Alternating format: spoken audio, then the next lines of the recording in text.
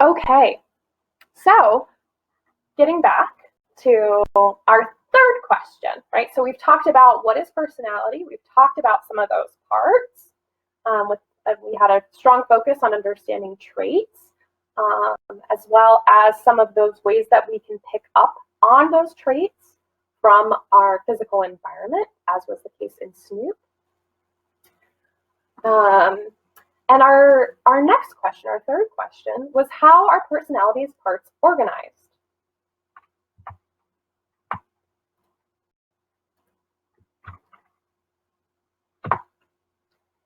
So we can think about two aspects of organization. We can think about structural organization, and we can also think about dynamics, or how our parts interact with one another. Right, so if we recall from our systems analogy, was about right, how are those parts organized in terms of, right, if we laid them out, right, and kind of the orbital paths that we talked about, right, with the sun at the center of our solar system and then moving outward. So what are these parts and how do they fit together? Well, from the trait approach, we can think about right, a couple different ways that we have these traits that are organized. And so your textbook talked a little bit about Eysenk's biological trait theory. We talked the most about the 5-factor model, or the Big Five, the 5 personality traits that we had talked about earlier today. There's another trait approach called the Hexaco, which takes the Big Five that we already talked about and adds on a 6th dimension of honesty and humility. But these are some different trait approaches, and we can think about this organization, right, as having our main traits, and then underneath each of those main traits, we've got specific facets. And so if we take the Big Five, right, or the 5-factor model of personality structural organization, we can think about each of those facets, or each of those Big Five dimensions has a number of facets underneath it, okay? And so the personality test that I had you all take essentially broke down your Big Five into these specific facets and gave you specific feedback on your personality and each of these facets, right? So it's not just that you can think about, oh, I'm high in openness to experience, right? But you can think about how I'm high in openness to experience, but that's really because, right, I scored really high on this fantasy subscale, right? Or I like to entertain lots of different ideas, as in the ideas subscale, or the subfacet of openness to experience. So it can give you a little bit deeper of an understanding, right, of what are these components? What are these different parts? And what does it mean to have a certain score in? So this is where, when we want to understand how personality is organized, we also have to understand personality's dynamics, right? How do these parts influence one another, as well as outcomes? So we can think about some important aspects of personality dynamics as our motives, right? What becomes important to us in a given moment, right? You learned about, right, hunger and thirst. Well, when I fall below my set point, that motive is going to drive my behavior, right, and might interact with some other parts of my personality to produce behavior in a different way, right? I might be highly conscientious, but I might have been feeling some pretty intensive hunger pangs this morning, and so I didn't make my bed first thing when I got up. I had to go back later to make it, right? So if you had just looked in on me a half an hour after waking up, you might not have seen my bed made, right? Because of how my motives were interacting with this other part of my personality, conscientiousness in this case. Right? We can see the same sort of things with emotions, or any sort of ways that we have towards meeting our goals, the level to which we exercise self-control, Or another key part of dynamics is what are called life stories. And so this is a part, life stories are also referred to as narrative identity. And so of these different dynamics, I've chosen one, and I want to talk to you guys about life stories, specifically of these dynamic forces that help give personality kind of its organization. And so narrative identity, this represents the story that you tell about yourself and who you are, right? This is an internalized story. It's constantly evolving, and it's how you came to be the person that you are and the person that you're becoming, right? It involves a reconstruction of the past as well as an imagination of the future.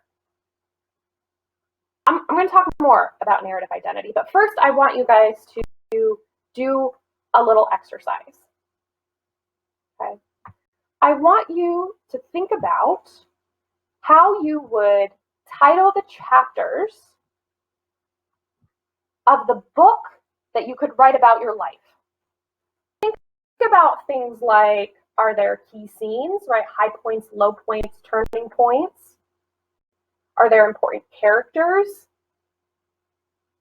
What do you foresee your future being?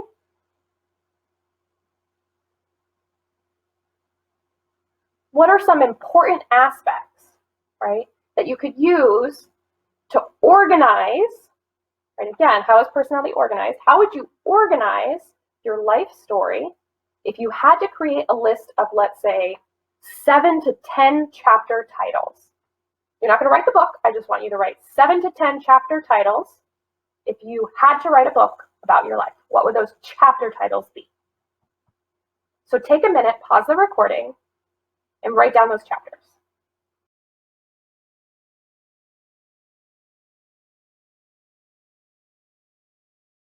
Hold on to that list that you just wrote. And now I'm going to give you another task, okay? And in this one, I want you to write about a paragraph.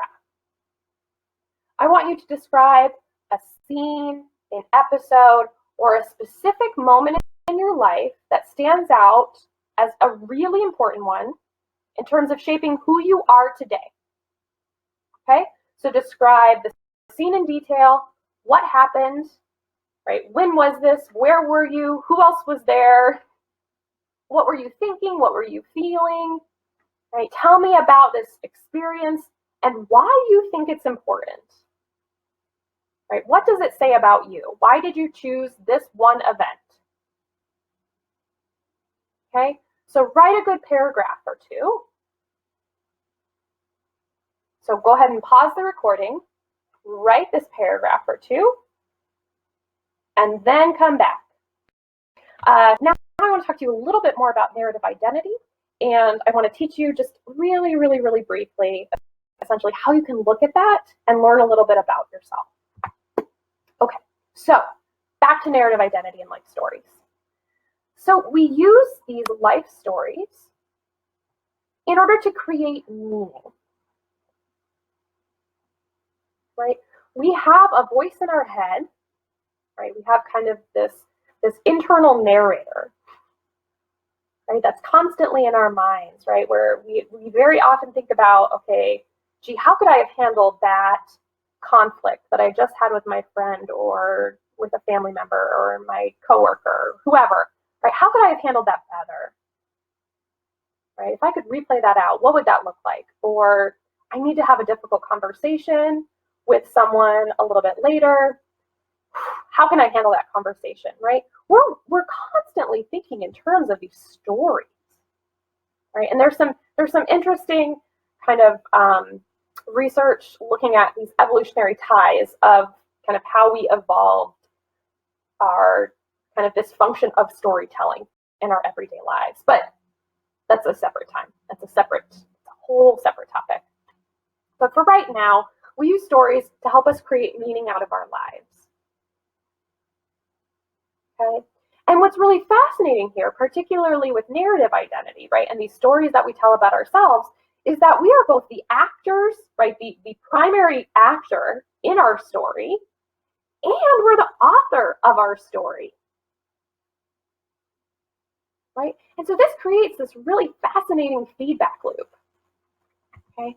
This feedback loop where there is some sort of action, right? Our inner narrator, right, our inner monologue, allows us to engage in some level of self-appraisal where we're giving ourselves some sort of feedback, which might lead us to make some sort of comparisons, perhaps to other people, to perhaps to previous moments in our lives when maybe we've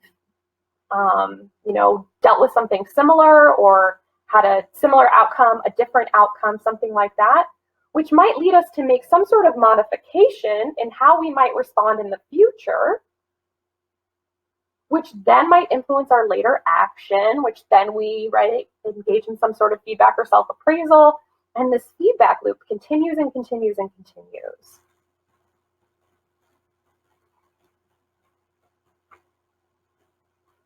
Right, so that's really this strong dynamic force here.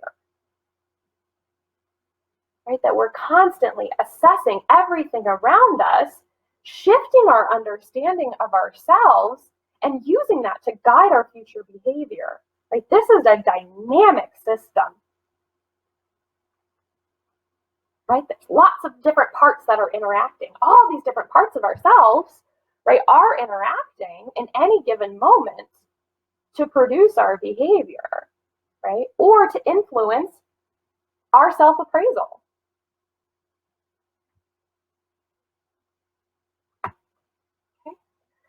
So thinking about how you can kind of engage in some insight and self-knowledge based on the chapter titles and the stories that you wrote, I'll talk to you a little bit about what are some of the common themes that emerge in some of these different prompts.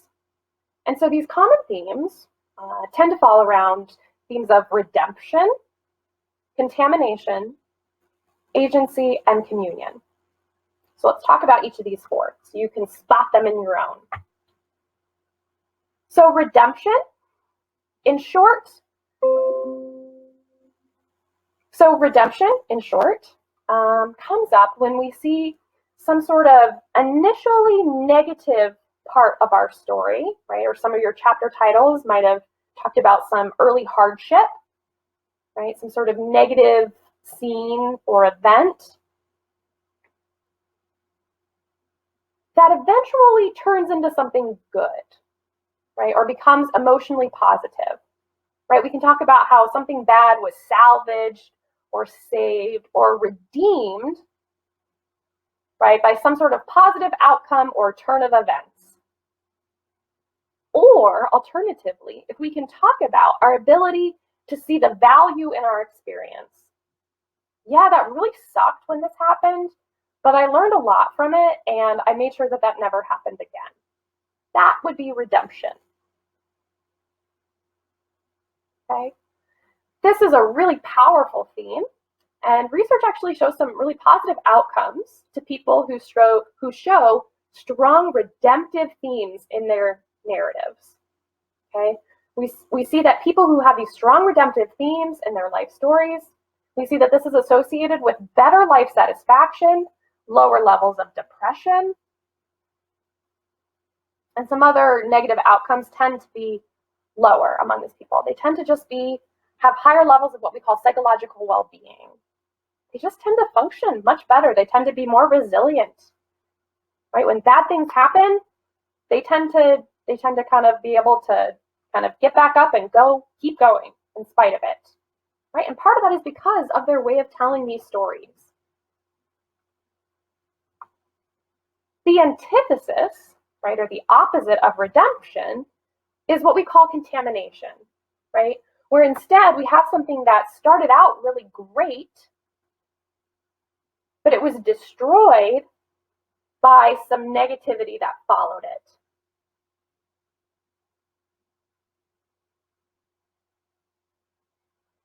Right? So An example might be, right, someone was just really excited because they got a promotion, but their positive feelings about and their excitement about being promoted was ruined because their promotion came at the expense of their good friend or their, a coworker that they were friendly with was fired, and that just ruined any of the excitement that might have come from that promotion. Themes like this would be considered or classified as contamination. Our third theme is what we call agency. And this is what we see where people feel that they are in control of their own fate and that they're able to accomplish goals or to make any sort of desired change in their own lives or others' lives, right? They're able to set a goal and to achieve it, right? Things like self-mastery, empowerment, achievement, status, accomplishment, right? Hard work paying off. These would represent themes of agency.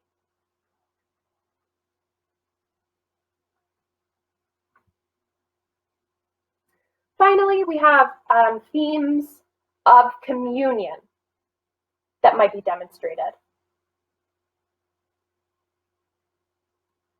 Okay, so this comes with stories that emphasize intimacy, caring or belongingness, a really strong interpersonal connection with others, or one in which we're seeking, right, to have a stronger connection with others. We're seeking relational closeness, right? If our relationships are prioritized in our stories, right, that is a theme of communion, and that reflects something that's really important to us.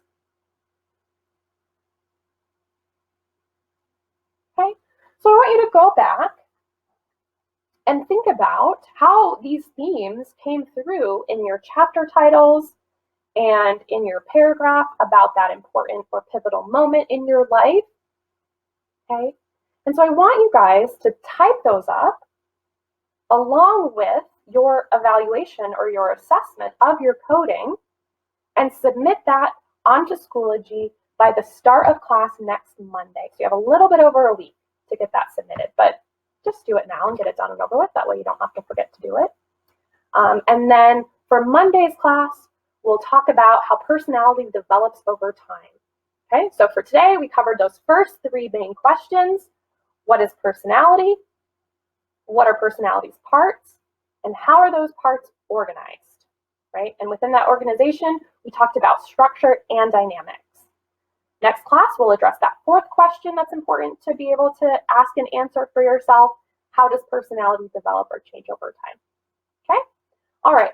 Have a wonderful time meeting with your breakout instructors on Friday, and yeah, have a great weekend. As great as you possibly can. Looks like we might be getting some warmer weather up in here. Woo-hoo. And I will see you all again on Monday.